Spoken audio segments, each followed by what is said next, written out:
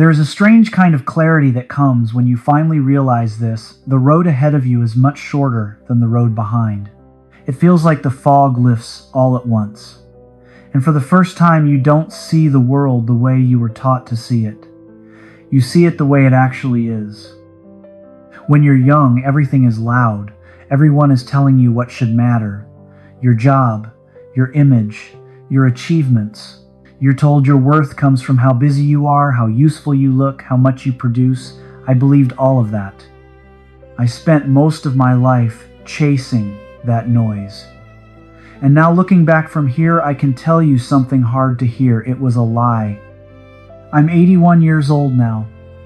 This is the age where the noise finally quiets down. I'm not here to teach anyone how to live. I'm not a guru. I don't have life figured out. I'm just a man who's had a long time to think. I'm standing at the far end of my life, looking back at all the pieces I collected along the way. Some of them mattered, most of them didn't. If I'm being honest, I'm not really talking to you. I'm talking to the younger version of myself, the man who thought he had time, the man who carried so much pressure for no good reason. I want to tell him about the regrets that stayed. Not to make him afraid, but so maybe he could put the weight down earlier than I did. For 40 years, I lived exactly the way I was supposed to. I followed the script without questioning it. I was the responsible employee, the provider, the man who always said yes even when he wanted to say no. During the day, I worked hard to look like I had everything together. At night, I lay awake, worrying about things that in the grand scheme of life were almost invisible. I worried about what the neighbors thought of my car. I worried about how my old classmates would judge my job title. I worried about keeping up, about not falling behind, about being seen the right way. Looking back, I realize I was living in a prison, and the guards weren't cruel people. They were just other scared, insecure people just like me.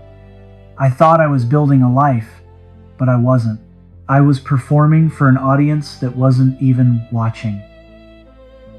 The turning point didn't come with a loud crash. There was no dramatic moment. It came quietly. It was the day I retired. I remember packing my desk into a small cardboard box, a couple of photos, some old papers, and my business card, Director of Sales. For years, I believed those words said something about who I was. I thought they meant I mattered. I walked out of that building for the last time carrying that box in my arms, and then life kept going. In the days that followed, something strange happened. The phone stopped ringing. The emails slowed down, then disappeared. A week passed, then another. The people I had given my evenings to didn't call. The colleagues I worked so hard to impress moved on without looking back.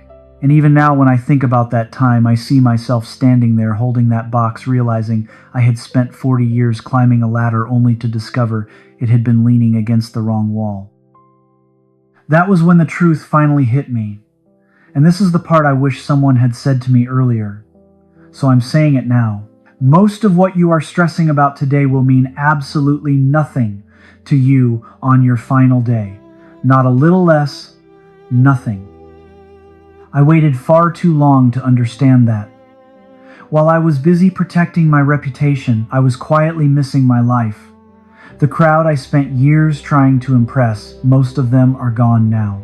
And the ones who are still here are too busy with their own aching bodies, their own worries, their own regrets to think about me at all. That's when I realized something painful. I was never trapped. I was never stuck.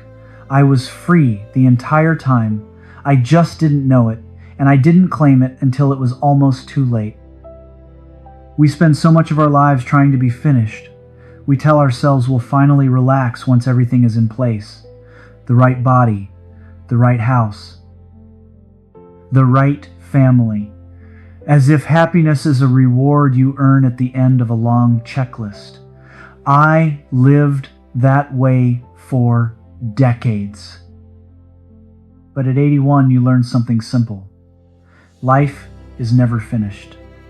There's always something broken, a leak in the roof, a mess in the garage, a mistake you wish you could undo. And here's the truth no one told me. Perfection is for statues. Life is for people. The perfect version of my life, the one I spent years chasing, was quiet, polished, and empty. Like a museum, you're afraid to touch anything in. The messy version, that's where the laughter was, that's where the love lived. Don't trade your happiness for a perfection that doesn't exist. Let me tell you about a regret that still visits me at night. It wasn't a business deal I lost. It wasn't money. It was a small moment. I was 45 years old and I had just bought a luxury car. I was proud of it. To me, it wasn't just a car. It was proof that I had made it. Proof that I mattered. One afternoon, my son, he was 7, was riding his bike in the driveway. He lost control for a second. The handle scraped the passenger door. Just a thin scratch. I remember the sound. I remember how my chest tightened. I exploded. I yelled at him about how expensive it was, about being careful, about respect for property, about money. I watched his face collapse. I saw fear replace joy in his eyes. But I didn't stop because my pride was hurt. Now I'm 81. That car has been gone for decades, crushed, melted down, forgotten. I don't remember how it drove. I don't remember how fast it was. But I remember my son's face. I can't go back and kneel down and say, "It's just metal, son. You are what matters." I chose a thing over a heart. That's what regret feels like. It's realizing you traded a diamond for a stone. I used to look at a scratch on the floor and see a problem, something that needed to be fixed. Now when I see scratches in my house, I see a story.